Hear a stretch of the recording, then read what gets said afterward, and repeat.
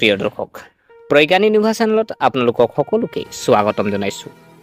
বন্ধুসকল, জ্যোতিষত বুধক বুদ্ধি, বাক্য, যুক্তি, ব্যৱসায়, গণিত, যোগাযোগ, বন্ধুত্বৰ বাবে দায়বদ্ধ বুলি গণ্য কৰা হয়। বুধক দেৱতাৰ ৰাজকুমাৰ বুলি কোৱা হয় আৰু যেতিয়া বুধ গ্ৰহ ৰাশি সলনি কৰে তেতিয়া ই কেৱল চিন্তাধাৰাতে নহয়, কেৰিয়াৰ, ধন, সম্পৰ্ক আৰু সিদ্ধান্ততো প্ৰত্যক্ষভাৱে প্ৰভাৱ পেলায়। বন্ধুসকল, 2025 চনৰ 29 ডিচেম্বৰত বুধ গ্ৰহ বৃশ্চিক ৰাশিৰ পৰা ওলাই ধনু ৰাশিত প্ৰৱেশ কৰিব আৰু আজিৰ ভিডিঅ'টোত আমি আলোচনা কৰিম যে এই প্ৰৱেশে মেঘ ৰাশিৰ বাবে কি কি লক্ষণ কঢ়িয়াই আনে। আপোনাৰ ভাগ্য জিলিকি উঠিবনে নে সাৱধান হ'ব লাগিব? কেৰিয়াৰ, ধন, ব্যৱসায়, প্ৰেম, বিবাহ আৰু স্বাস্থ্যৰ ওপৰত ইয়াৰ কি প্ৰভাৱ পৰিব? আৰু শেষত আমি বুধ গ্ৰহক শক্তিশালী কৰাৰ নিশ্চিত উপায়ৰ বিষয়ে জানিব পাৰিম, যাতে আপুনি এই প্ৰৱেশৰ সম্পূৰ্ণ সুবিধা ল'ব পাৰে। গতিকে ভিডিঅ'টো শেষলৈকে নিশ্চয় চাব, কাৰণ শেষত বৰ্ণনা কৰা প্ৰতিকাৰে আপোনাৰ ভাগ্যৰ গতিপথ সলনি কৰিব পাৰে। গতিকে পলম নকৰি আহক আমি ভিডিঅ'ৰ মাজলৈ সোমাই যাওঁ।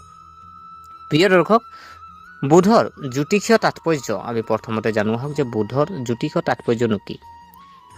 বুধ গ্ৰহ এজন ব্যক্তিৰ চিন্তা কৰাৰ ক্ষমতা, বক্তৃতা শৈলী, সিদ্ধান্ত গ্ৰহণৰ ক্ষমতা, ব্যৱসায়িক দক্ষতা, গণিত আৰু যুক্তিগত বুদ্ধিমত্তা।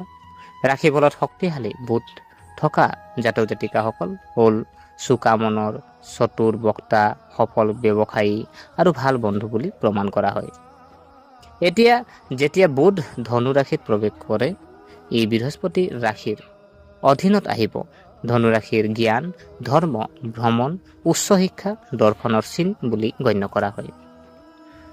প্ৰৱেশৰ তাৰিখ আৰু আমি জ্যোতিষৰ অৱস্থান যদি চাওঁ, 19 ডিচেম্বৰ 2025 হয়, 29 ডিচেম্বৰ 2025 দিন সোমবাৰ। ৰাশি হ'ব আপোনাৰ ধনু ৰাশিত যিহেতু প্ৰৱেশ কৰিব।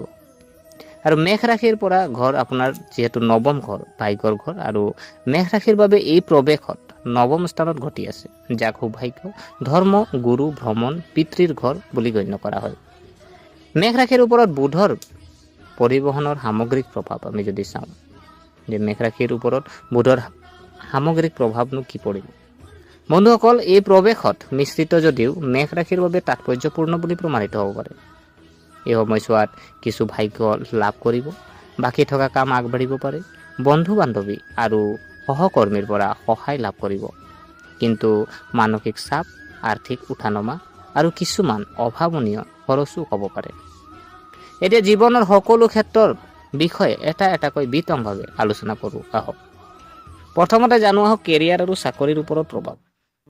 মেঘ ৰাশিৰ বাবে ধনু ৰাশিত বুধৰ প্ৰৱেশে চাকৰি সলনি কৰা আৰু ভ্ৰমণত ইংগিত দিয়ে। নিয়োজিত সকলৰ বাবে চৰকাৰী ভ্ৰমণ বৃদ্ধি পাব পাৰে। আপুনি নতুন দায়িত্ব বা নিযুক্তি লাভ কৰিব পাৰে। জ্যোতিষসকলৰ সৈতে মত বিনিময় বৃদ্ধি পাব, কিন্তু বন্ধুসকল এটা কথা মনত ৰখাটো প্ৰয়োজন, খৰখেদাকৈ কথা ক'লে ক্ষতিকাৰক হ'ব পাৰে। কাৰ্যালয়ৰ ৰাজনীতিৰ পৰা আঁতৰি থাকক। যিকোনো নথি স্বাক্ষৰ কৰাৰ আগতে ভালদৰে পঢ়ক। জড়িতসকলৰ বাবে মিডিয়া, বিপণন, বিক্ৰী, শিক্ষকতা কৰা, ভ্ৰমণ, পৰামৰ্শদাতা, এইটো হ'ব শিক্ষণ আৰু প্ৰগতিৰ সময়। ধন আৰু আৰ্থিক পৰিস্থিতি আমি যদি চাওঁ, বন্ধুসকল এই প্ৰৱেশত টকাৰ ক্ষেত্ৰত অলপ অস্থিৰ হ'ব পাৰে। আয়ৰ প্ৰৱাহ অব্যাহত থাকিব, কিন্তু সঞ্চয় সীমিত হ'ব পাৰে। অপ্ৰত্যাশিত খৰচৰ সৃষ্টি হ'ব পাৰে, বিশেষকৈ ধৰি লওক আপোনাৰ ভ্ৰমণত খৰচ হ'ব পাৰে। পৰিয়াল বা জীৱনৰ সংগীৰ স্বাস্থ্য, আইনী বা চৰকাৰী কামৰ বাবে ধন, এইবোৰত আপোনাৰ খৰচ হ'ব পাৰে। এই সময়ত বিনিয়োগ কৰাৰ আগতে আপুনি পৰামৰ্শ লওক। ধন ঋণ দিয়াৰ পৰা বিৰত থাকক। অপ্ৰয়োজনীয় খৰচ নিয়ন্ত্ৰণ। ব্যৱসায় আৰু বাণিজ্য যদি চাওঁ, ব্যৱসায়ত জড়িত মেঘ ৰাশিৰ জাতক জাতিকাৰ বাবে এই প্ৰৱেশ অংশীদাৰিত্বৰ বাবে ভাল। আপুনি আপোনাৰ ব্যৱসায়িক অংশীদাৰৰ আস্থা লাভ কৰিব। পুৰণি ক্লায়েণ্টে পুনৰ সংযোগ হ'ব পাৰে। বহিৰাজ্য বা দূৰ স্থানৰ পৰা অৰ্ডাৰ লাভ কৰিব পাৰে, কিন্তু বন্ধুসকল কেৱল শব্দৰে কোনো চুক্তি নকৰিব। কি কৈছে যে আপুনি কেৱল আজি আপোনাৰ কোনোবাই কৈ দিলে আপোনাৰ ধৰি লওক কথা মতে আপুনি চুক্তি নকৰিব, সকলো লিখিতভাৱে ৰাখক। কৰ আৰু নথিপত্ৰৰ ক্ষেত্ৰত অসাৱধান নহ'ব। এতিয়া আমি জানো আহক যে প্ৰেম জীৱন আৰু সম্পৰ্ক, যে মেষ ৰাশিৰ প্ৰেম জীৱনটোনো কেনেকে হ'ব, যিহেতু আপোনাৰ বুধৰ যি আপোনাৰ এই প্ৰৱেশত, যে মেষ ৰাশিৰ প্ৰেম জীৱনত যদি চোৱা হয়, এই প্ৰৱেশে বুজাবুজি আৰু যোগাযোগ বৃদ্ধি কৰিব। আপোনাৰ জীৱনসংগীয়ে আপোনাক বুজি পাব, পুৰণি ভুল বুজাবুজিৰ সমাধান হ'ব পাৰে, দীৰ্ঘ দূৰত্বৰ সম্পৰ্ক উন্নত হ'ব। কিন্তু আপোনাৰ সংগীৰ স্বাস্থ্যৰ ওপৰত খৰচ হ'ব পাৰে। অহংকাৰ বা কঠোৰ কথা বতৰা পৰিহাৰ কৰক। অবিবাহিতসকলে ভ্ৰমণ বা ছ'চিয়েল মিডিয়াৰ জৰিয়তে বিশেষ কোনোবা এজনক বিচাৰি পাব পাৰে। স্বাস্থ্যৰ ওপৰত প্ৰভাৱ যদি চাওঁ, যে আজি আপোনাৰ এই যি প্ৰৱেশত স্বাস্থ্যৰ ওপৰত প্ৰভাৱনো আপোনাৰ কি পৰিব, স্বাস্থ্যৰ ক্ষেত্ৰত এই প্ৰৱেশে মেষ ৰাশিক সাৱধান হ'বলৈ পৰামৰ্শ দিয়ে। সম্ভাৱ্য সমস্যা যদি চোৱা হয়, স্বাস্থ্যৰ দিশটো যদি আমি সম্ভাৱ্য সমস্যা আপোনাৰ যদি চাই, যে ধৰি লওক পেটৰ সমস্যা হ'ব পাৰে, এচিডিটিৰ সমস্যা হ'ব পাৰে, মাইগ্ৰেনৰ সমস্যা হ'ব পাৰে, বা আপোনাৰ টোপনিৰ অভাৱ হ'ব পাৰে। তো আপুনি কি কৰিব, নিয়মীয়া ৰুটিন বজাই ৰাখক, বাহিৰত খাদ্য খোৱা সীমিত কৰক, ধ্যান আৰু প্ৰণায়ামৰ অভ্যাস কৰক। বুধ গ্ৰহ শক্তিশালী কৰাৰ বাবে আপুনি জ্যোতিষৰ প্ৰতিকাৰ অতি ফলপ্ৰসূ হ'ব। এতিয়া বন্ধুসকল, আটাইতকৈ গুৰুত্বপূৰ্ণ অংশটো, যিটো আপোনাৰ প্ৰতিকাৰবোৰ আমি যদি চাওঁ, সহজ প্ৰতিকাৰ।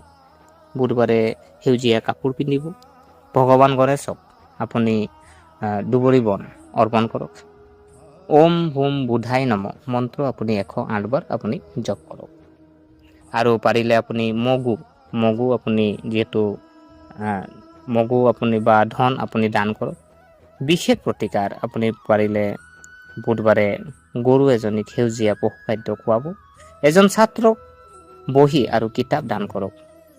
ভিডিঅ'ৰ আমি শেষত আমি যদি চাওঁ, যে বন্ধুসকল, মেষ ৰাশিৰ বাবে ধনু ৰাশিত বুধৰ প্ৰৱেশত ক্ৰমান্বয়ে সৌভাগ্যৰ দুৱাৰ মুকলি কৰিব, কিন্তু বিচক্ষণতা আৰু সংযমৰ প্ৰয়োজন হ'ব। যদি সঠিক সময়ত সঠিক সিদ্ধান্ত লয়, এই প্ৰৱেশ আপোনাক নতুন দিশ আৰু নতুন চিন্তা কঢ়িয়াই আনিব। গতিকে প্ৰিয় দৰ্শক, এয়া আছিলে যিহেতু আপোনাৰ বুধৰ আজি মেষ ৰাশিৰ ওপৰত যি আশীৰ্বাদ বুলিয়েই ক'ব পাৰি, কাৰণ আজি যিহেতু মেষ ৰাশি আজি আপোনাৰ ধনু ৰাশিত যিহেতু প্ৰৱেশ কৰিব, তো গতিকে আশা কৰিছোঁ আপোনালোকে ভিডিঅ'টো চাই ভাল পালে। যদি এই ভিডিঅ'ই আপোনাক কিঞ্চিত মানুহ লাভান্বিত কৰিলে, তেনেহ'লে ভিডিঅ'টো লাইক কৰিব, কমেণ্ট কৰিব, শ্বেয়াৰ কৰিব, আৰু আমাৰ চেনেলটো যদিহে আপোনালোকে ছাবস্ক্ৰাইব কৰা নাই, অনুগ্ৰহ কৰি ছাবস্ক্ৰাইব কৰি আমাক উৎসাহিত কৰিব বুলি আশা থাকিলে, পুনৰ লগ পোৱাৰ প্ৰতিশ্ৰুতিৰে আজিলৈ আমি বিদায় মাগিলোঁ। ধন্যবাদ।